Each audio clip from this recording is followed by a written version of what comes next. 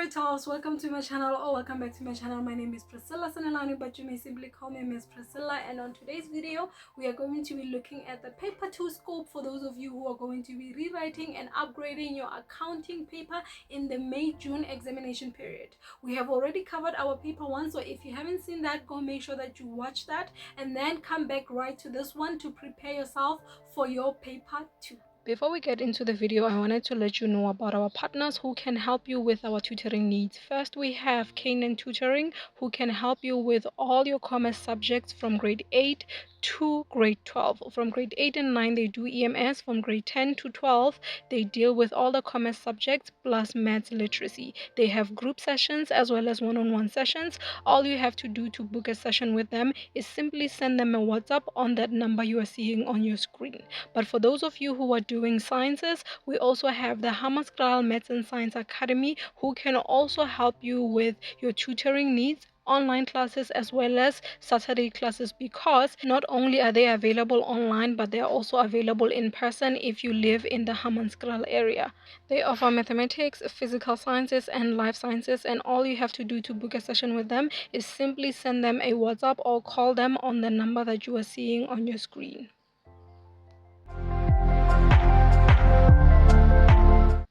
The first topic we are looking at is value-added tax. The value-added tax question is usually an integrated question, meaning that it is mixed with another topic, most likely reconciliation or the inventories topic. What you need to cover under VAT is the VAT concepts, meaning that you need to be able to define them, and then you also need to talk about the ethical behavior in terms of VAT. This is the theory questions. Then when it comes to the calculations, you need to be able to calculate the amount receivable or payable to SARS.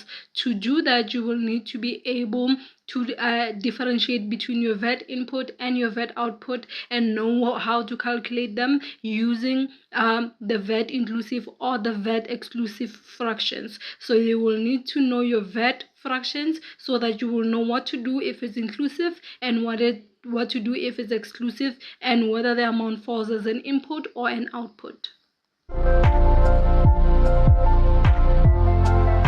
The second topic in your paper 2 is going to be a reconciliation. With a reconciliation, we first of all need you to be able to prepare, analyze, and interpret the following statements. The first one being the bank reconciliation statement, which has a framework, so you have to get comfortable with that framework for you to be able to prepare the bank reconciliation statement. The debtors reconciliation and the creditors reconciliation also fall under this topic. Those two do not necessarily have a framework, but there are some things that fall into them that you need to know how they operate and how they are treated. You also need to get comfortable with your source document when it comes to those two. Then with the debtors reconciliation, you will also have to think about a debtors age analysis. You have to be able to prepare one. Then lastly, you are going to look at the ethical and the internal control issues. This is where we are talking about the theory of this topic. You have to answer those questions well. The third topic is manufacturing, also known as cost accounting. With it, the first thing that you have to get comfortable with is the cost concepts. You have to be able to define them and know how they work. With every topic, you will see us sprinkling internal control every now and then, because this is the theory of that topic. You have to know and answer questions that are of theory in those topics. Then you also have to get comfortable with your break-even. The break-even, we need you to be able to calculate and also do comparisons of the production level. Then lastly, you have to be able to prepare and analyze a production cost statement with notes. So you have to be aware that the production cost statement has its notes. You have to be comfortable with the framework as well, and then you also have to be comfortable with the framework of the statement of comprehensive income. But remember, for manufacturing, the statement of comprehensive income looks a little different. It's an abridged version of the income statement, or rather the short form income statement. So you have to know what goes into it and what doesn't go into it, lest you confuse it with the income statement that you did in your paper 1. It looks different. It's similar in theory, but what you put into it, meaning the line items that go into it, are a little bit different. So you have to make sure that you are aware of that, and to do so, you have to be comfortable with the framework.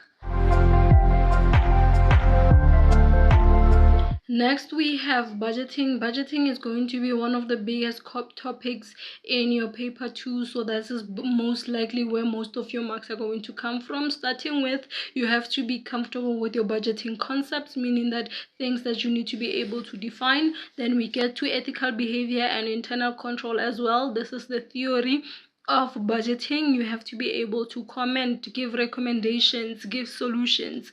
Then you also have to get comfortable with preparing a debtors collection schedule because it affects your budgeting statement, as well as a creditor's payment schedule. So you have to get comfortable with preparing those two. Then you also have to be able to complete, analyze, and interpret a full cash budget as well as a projected income statement. Remember, you're not just completing it and interpreting it, you're also analyzing it, meaning that you are commenting on it. You're able to tell the difference. That's why the next line item we are saying, be able to compare the actual to the budgeted figures. So when the question asks about them, make sure that you are comfortable with how to comment on those amounts. Then lastly, you have to be able to comment on the effect of cost items on income items, such as, for example, advertising on sales. So you have to be able to see the cost item and how it affects the income overall in the end.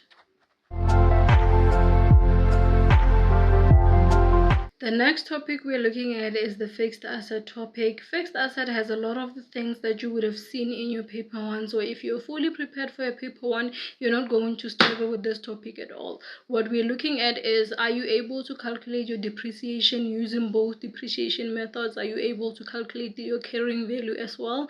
We are looking at asset acquisition and asset disposal. So if you had prepared note 3, which is the fixed asset note in your paper 1, then you will be comfortable with calculating the amount when we acquire an asset as well as when we dispose an asset. Bearing in mind as you're calculating whether your transaction is from the beginning of the year, during the year, or at the end of the year, because that can affect your treatment.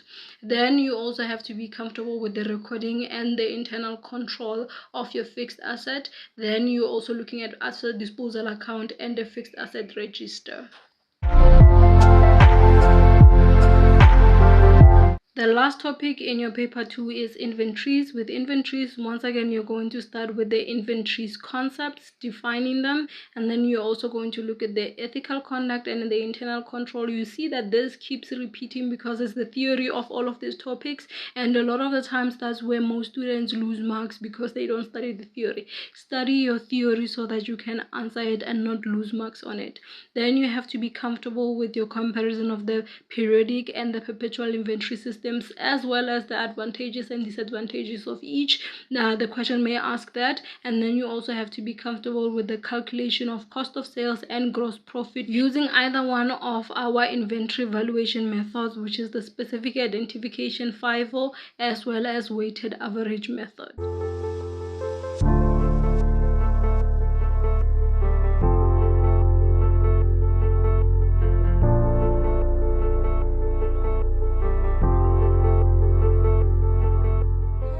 Recommend you more of my videos, be sure to click the like button and subscribe to the channel, and if you have any questions, leave them in the comment section below.